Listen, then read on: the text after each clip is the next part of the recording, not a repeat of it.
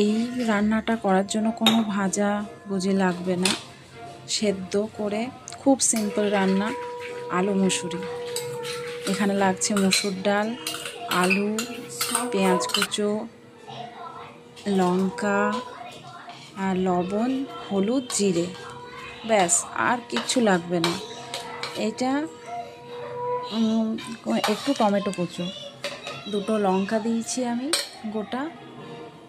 খুব সিম্পল রান্না, খুব ভালো লাগে খেতে। এটা নাস্তাতেও খাওয়া যায়, এমনি খাওয়া যায়, রুটির সাথে খাওয়া যায়। আর একটু ওপর থেকে সর্ষের তেল দিয়ে দেবো, ব্যাস 4টে সিটি মারবো, 4টে সিটি, কুকারে 4টে সিটি হয়ে যাবে, তারপরে রেডি। একটু ওপর থেকে ঘি দিয়ে নেব, ঘি দিয়ে নেওয়ার পর পরিবেশন করতে পারবো। রুটি, পরোটা